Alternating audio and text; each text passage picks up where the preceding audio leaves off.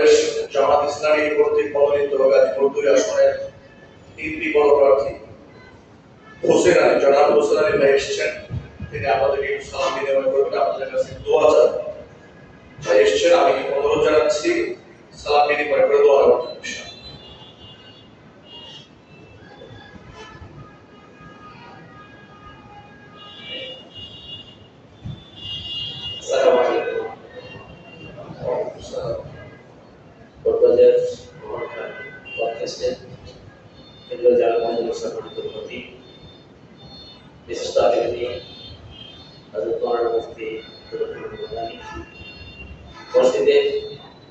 পরিচালনা পরিষদের সম্মানিত সদস্যবৃন্দ, সম্মানিত মুসল্লিগণ, আসসালামু আলাইকুম ওয়া রাহমাতুল্লাহ। আমার নাম হোসেন আলী, বাড়ি হলো চুকিতলা গ্রামে, 17 নম্বর ওয়ার্ড। বাংলাদেশ জামাত ইসলামীর মহানগর নায়েবের দায়িত্ব পালন করি। আপনারা তো বিভিন্নভাবে জেনেছেন যে জামাতের পক্ষ থেকে এই আসনে আমাকে নমিনেট করেছে। আপনাদের কাছে দোয়া চাই, সহযোগিতা চাই। সম্মানিত ভাইরা, আজকে যিনি খতিব, ওনার সাথে আমার বেশি পরিচয় হয়েছে এক জায়গায়।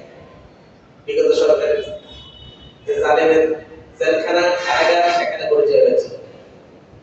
সেখানে যে জন্য উনি গিয়েছিলেন, আমাদের একটাই ছিল, আমরা চেয়েছিলাম এই সমাজে যে আল্লাহ সৃষ্টি করেছেন, আল্লাহ দিন অনুযায়ী জীবন পরিচালনা করতে, সমাজ পরিচালনা করতে, এটা ছিল আমাদের অবদান।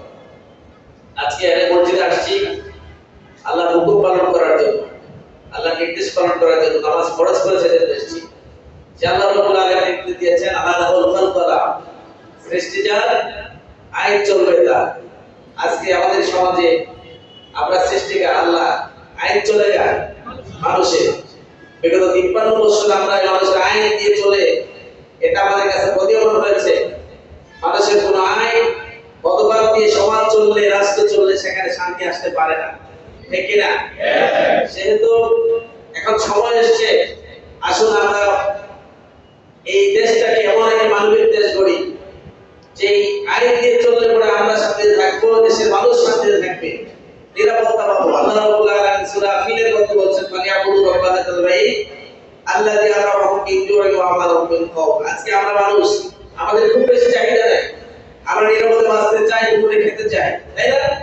আল্লাহ বলেছেন, এই ঘরের প্রতিপালকের ইবাদত করো, আইন মানো, তাহলে আল্লাহ ঘরের সময় দিবেন, ক্ষুধার সময় খাবার দিবেন। হুজুর বলেছেন যে জগতের লোকেরা দুইটা কাজ করে, আমার প্রতি মানালে, আমাকে ভয় করার নীতি অবলম্বন করে চলে, তাহলে আসমান এবং জমিনের সমস্ত রহমতের দরজা খুলবেন।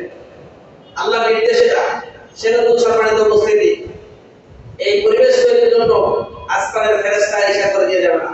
আল্লাহ বলেছেন, ইন্নাল্লাহা লা ইউগাইয়িরু মা বিকওমিন হাত্তা ইউগাইয়িরু মা বিআনফুসিহিম। আল্লাহ সেটাদের ভাগ্য ততক্ষণ পরিবর্তন করেন না যতক্ষণ সে নিজের ভাগ্য পরিবর্তন করতে সচেষ্ট না হয়। সম্মানিত মুসলিম কিরাম, যে আল্লাহর হুকুমে আমরা নামাজ এসেছি, সে আল্লাহর হুকুম পালন করার কাজ শুধু নামাজ পড়া, মন চাকা জীবন সীমাবদ্ধ না। আল্লাহর নির্দেশ, উদখুলু ফিস-সিলমি কাফা, পরিপূর্ণভাবে দাখিল হতে হবে ইসলামে। আসুন আগামী দিনে এই দেশকে সুন্দর করার জন্য, মানবিক দেশ করার জন্য, যে দেশে আল্লাহর আইন দিয়ে প্রতিষ্ঠিত হলে সবাই সবার অধিকার নিয়ে বেঁচে থাকতে পারবে, এমন একটি দেশ গঠন করার জন্য আপনারা কি সহযোগিতা করবেন? ইনশাআল্লাহ সবার রাজনৈতিক ভূমিকা রাখবেন। যেখানে ইসলামের পক্ষে কাজ হবে তাদেরকে রায় দিবেন, সমর্থন দিবেন। এটা আমানত হুজুর বলেছেন, সূরা নিসার 8 নম্বর আয়াতের উল্লেখ দিয়ে বলেছেন, এই আমানত সঠিকভাবে রাখতে হবে। আল্লাহ রাব্বুল আলামিন আমাদেরকে তৌফিক দান করুন। আবারও দোয়া চেয়ে যারা কথা বলার সুযোগ করে দিয়েছেন, ইমাম সাহেব সহ, খতিব সাহেব সহ, আপনারা কথাগুলো শুনেছেন, ধৈর্য করে আপনাদের সকলের প্রতি কৃতজ্ঞতা প্রকাশ করে আমি আমার কথা শেষ করছি। আসসালামু আলাইকুম ওয়া রাহমাতুল্লাহি ওয়া বারাকাতুহু।